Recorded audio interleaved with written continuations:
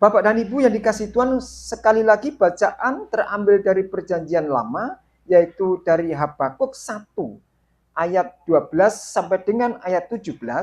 Saya bacakan dari Alkitab Terjemahan Baru edisi cetakan kedua, Bapak dan Ibu. Ya memang ada sedikit perbedaan, tetapi sebenarnya sama maknanya.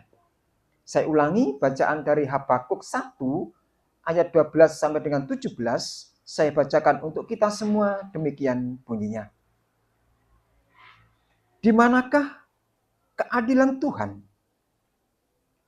Bukankah Engkau ada sejak dulu, Tuhan Allahku yang Maha Kudus? Kami tidak akan mati. Ya Tuhan, mereka telah Kau tetapkan untuk menghukum. Ya gunung batu, telah Kau tentukan mereka untuk menghajar. Matamu terlalu suci untuk melihat kejahatan dan Engkau tidak tahan memandang kelaliman. Mengapa Engkau memandangi saja orang-orang yang berbuat khianat itu dan berdiam diri ketika orang fasik menelan orang yang lebih benar daripadanya? Mengapa manusia Kau buat seperti ikan di laut? Seperti binatang-binatang melata yang tidak ada pemerintahnya. Semuanya ditarik bangsa itu ke atas dengan kail, ditangkap dengan pukatnya, dan dikumpulkan dengan jala. Itulah sebabnya ia bersukaria dan bersorak-sorai. Itulah sebabnya dipersembahkannya kurban kepada pukatnya dan dibakarnya kurban kepada jalanya. Sebab dengan alat-alat itu pendapatannya melimpah dan rezekinya berlimpah ruah. Itukah sebabnya ia selalu menghunus pedangnya dan membunuh bangsa-bangsa tanpa belas kasihan. Berbahagialah Bapak dan Ibu bagi kita semua yang telah membaca, mendengarkan, dan menggumuli firman Tuhan, bahkan memberlakukannya dalam kehidupan kita hari lepas hari. Amin. Bapak dan Ibu yang dikasihi Tuhan kita Yesus Kristus, sebagai tema natsnya, saya ambil dari ayat 12 tadi, ayat 12 dari bacaan kita tadi, ayat yang ke-12. Saya baca kembali. Bukankah Engkau ada sejak dulu, Tuhan Allahku yang Maha Kudus? Kami tidak akan mati, ya Tuhan. Mereka telah Kau tetapkan untuk menghukum. Ya gunung batu telah Kau tentukan mereka untuk menghajar. Bapak dan Ibu yang dikasihi Tuhan, kita Yesus Kristus, malam hari ini adalah suatu malam yang teristimewa buat saudara dan saya. Malam hari ini adalah malam yang sungguh beruntung buat kita bersama. Kenapa? Karena kita masih dipilih oleh Tuhan. Tuhan masih berkenan mengundang saudara dan saya untuk masuk dalam suatu perjamuan kudus Onkimeninya, yang tentu nanti akan kita laksanakan bareng-bareng pada hari Sabtu malam dan Minggu. Bapak dan Ibu yang berbahagia, bacaan kita malam hari ini yaitu menceritakan tentang seorang Nabi Habakuk.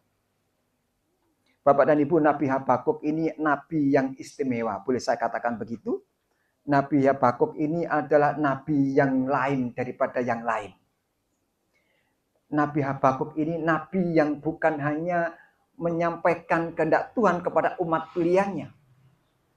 Akan tetapi Nabi Habakuk ini adalah seorang nabi yang senantiasa secara intens berkomunikasi dengan Tuhan. Bahkan Nabi Habakuk ini adalah seorang nabi yang berani memprotes akan kebijakan Allah.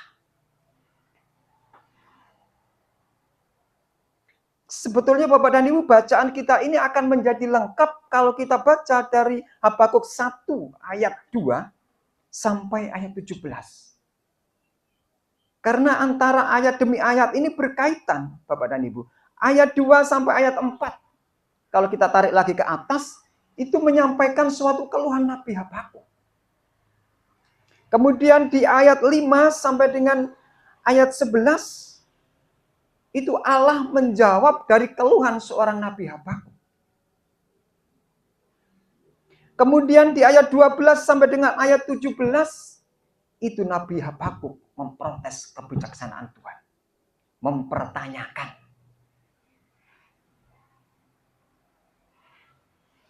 Bapak dan Ibu, di ayat kedua sampai ayat 4 diceritakan bahwa Nabi Habakuk ini mengeluh. Kenapa Nabi Habakuk kok bisa mengeluh begitu? Karena pada waktu itu Bapak dan Ibu, ketika zamannya Yehuda begitu, bangsa Israel ini melakukan suatu perbuatan-perbuatan yang kurang berkenan di hati Tuhan. Bangsa Israel ini melakukan suatu perbuatan yang semau-maunya. Hukum dibolak-balik. Dia melakukan apa yang dia mau, tapi dia tidak pernah melakukan seturut dengan rencana Tuhan. Ini dilihat dan disaksikan oleh seorang Nabi Habakuk.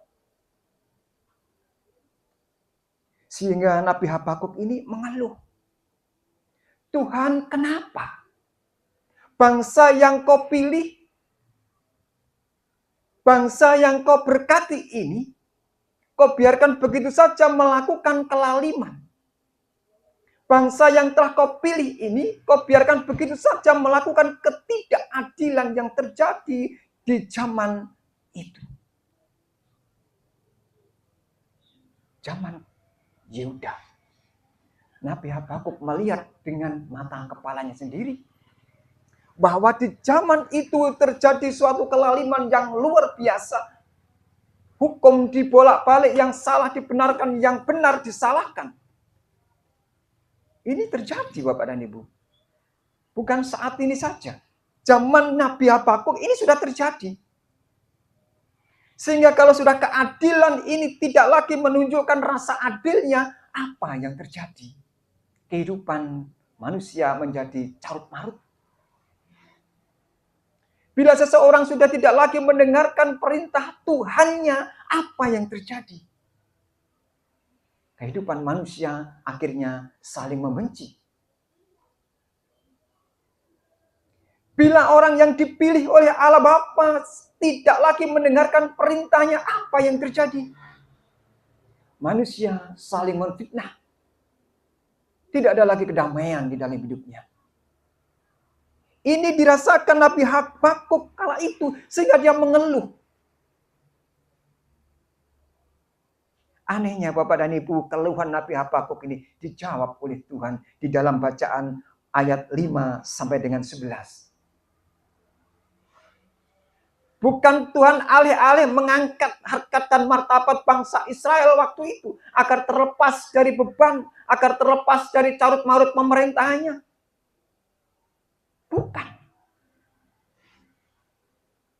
Allah bukan hanya mengangkat orang Israel yang sudah tidak ada lagi keadilan di dalamnya. Bukan.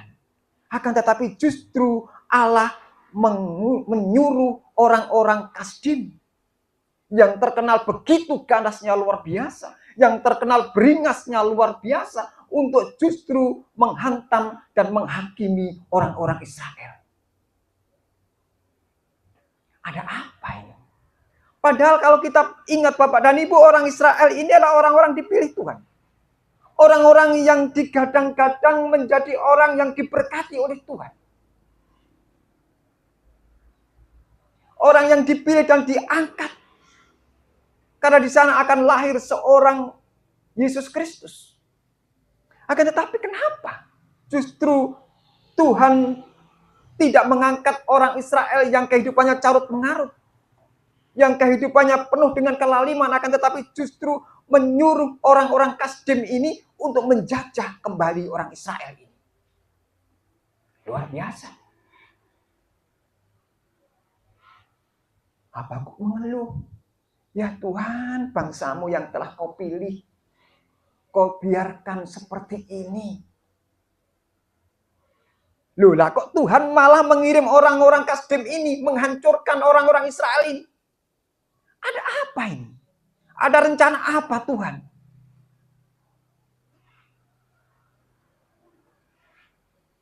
Saudara yang dikasihi Tuhan kita Yesus Kristus, itulah rencana Tuhan yang tidak akan pernah bergeming. Meskipun ditekan, meskipun diprotes, otoritas Tuhan luar biasa. Dia tetap bersikukuh pada rencananya. Kemudian Bapak dan Ibu, di bacaan kita tadi ayat 12 sampai dengan 17.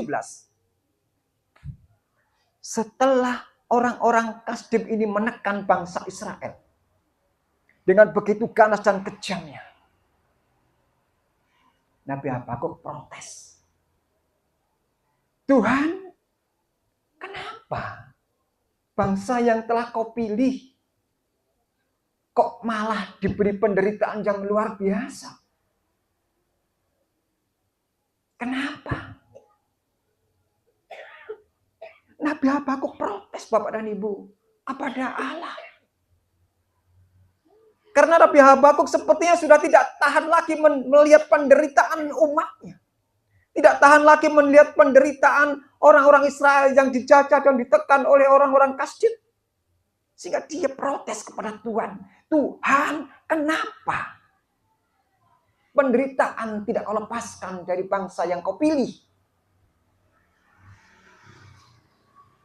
Bapak dan Ibu yang dikasihi Tuhan, Nabi Habakuk di dalam protesnya, unjuk rasa begitu, memprotes kebijakan Allah.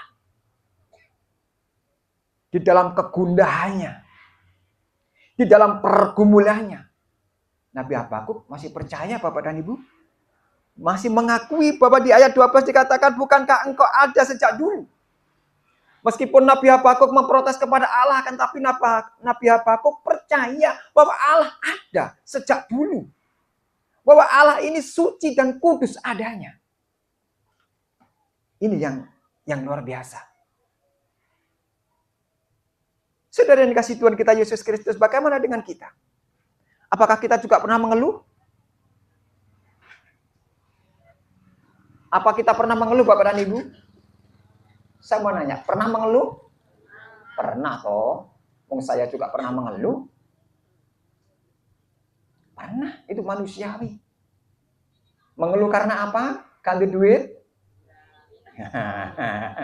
Iya, sama berarti. Iya. Meluh pada siapa? Nang bojone?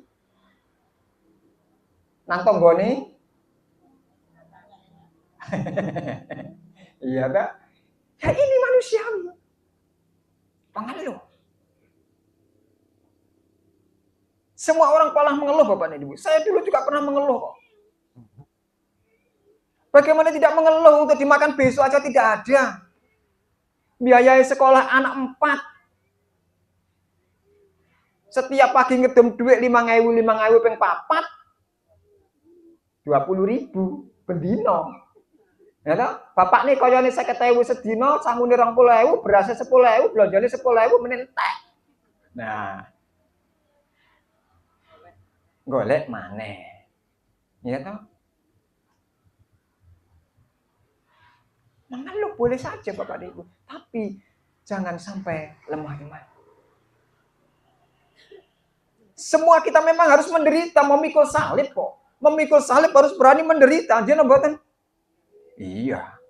Kalau kita nggak berani mikul salib, ya jangan ikut Yesus. Ini sudah konsekuensi dari pilihan kita. Mikul salib. Harus berani mikul salib. Karena di dalam penderitaan itu ada kebahagiaan, Bapak dan Ibu. Tuhan sesuai dengan bacaan kita ini tidak serta-merta menjawab apa yang kita keluhkan. Tidak serta-merta menjawab apa yang kita minta. Mungkin kita berharap bojone nyambut gawe cek bayarannya akeh. Gitu? Dong-dongane oleh nyambut gawe kena arit, orang nyambut gawe ora sida oleh duit, oke. Tapi meneng-meneng mergo tanggane panen, awake dhewe diciprati beras 2 kilo, puji Tuhan, alhamdulillah. Itu berkat. Tidak harus lewat suami toh. Jeneng mboten? Iya. Lewat siapa saja. Oleh karena itu kita mengharap agar suami bisa mendapatkan uang yang banyak, akan tetapi dapat uang. Tapi Tuhan mempunyai caranya untuk menolong setiap umatnya yang percaya. Yang penting kita tetap teguh dalam iman. Kita boleh bergumul seperti Nabi Habakuk, Bapak dan Ibu. Bergumul boleh. Karena pergumulan ini adalah suatu perjuangan untuk kita melepaskan dari segala beban yang kita alami. Itulah pergumulan. Pergumulan itu adalah suatu usaha yang keras agar kita lepas dari segala penderitaan yang kita alami. Itulah pergumulan. Setiap kehidupan keluarga mempunyai pergumulannya masing-masing. Jangankan jemaat, keluarga pribadi mempunyai pergumulan. Apalagi jemaatnya. Akan tetapi biarkanlah pergumulan ini terus terjadi dalam suatu pergumulan. Yang penting iman kita tidak dilemahkan. Karena dengan pergumulan itu ada jalan satu-satunya menuju agar iman kita didewasakan menjadi dewasa. Sehingga kita tidak cengeng lagi. Oleh karena itu Tuhan akan menjawab setiap pergumulan umat yang dikasih, termasuk pergumulan panjenengan semua. Akan dijawab oleh Tuhan. Tidak mungkin tidak. Oleh karena itu yang sekarang mempunyai beban berat, jangan takut. Percaya saja pada Tuhan. Percayalah. Percaya jangan tanggung-tanggung. Percayalah 100%. Bapak dan Ibu, saya akan bersaksi sedikit. Kehidupan yang saya alami susah. Mungkin panjenengan semua tidak akan bisa mengalami seperti yang saya alami. Menderitanya bukan hanya menderita, akan tetapi menderita sakit namanya. Iya. Zaman dulu saya kadang-kadang sering berpuasa, Bapak dan Ibu. Mungkin 10-15 tahun yang lalu saya sering berpuasa. Yang pertama karena saya tidak cukup. Yang kedua memang ingin punya kelebihan. Saya terus yakin bahwa Tuhan punya caranya sendiri. Berdoa. Suatu ketika saya berpuasa dari pagi, Bapak dan Ibu. Jam 4. Itu laparnya setengah mati. Lapar. Ada uang. Ya kalau 50.000 ada. Ada orang jualan nasi. Delok sego, delok kantong. Delok warung, delok kantong. Ya ampun. Iki mangan tagak iki. Nek tak tukokno sego 15.000, 50.000 karek 35 sing ndok omah ngenteni. Piye iki? Antara mangan mbek gak mangan. Dalam hatiku berjanji Bapak dan Ibu, wes Tuhan kalau kau bunuh aku sekarang bunuh. Kalau Tuhan mau cabut nyawaku saat ini cabut. Yang penting anak istriku kau cukupi. Saya berpuasa, betul ini terjadi. Menangis dalam hati. Akan tapi iman tetap bergelora terus memuji, memuliakan Tuhan. Saya dikuatkan untuk melanjutkan hidup dan kehidupan. Ngomong anakku, bojo. Oleh karena itu, saudara dikasih Tuhan kita Yesus Kristus, kita bergumul dengan Tuhan wajar. Seperti Nabi Habakuk. Akan tetapi marilah kita bergumul, ini adalah suatu proses untuk menuju pendewasaan iman. Oleh karena itu, salah satu cara agar kita lebih dewasa dalam iman. Malam hari ini saudara dan saya diundang Tuhan masuk dalam perjamuan kudusnya. Besok Sabtu malam dan Minggu. Jadi dengan bersedia? Itulah anak Tuhan. Kita mendekatkan diri dengan Tuhan. Ikut hadir dalam sebuah perjamuan kudusnya. Di sana nanti kita akan duduk bersama.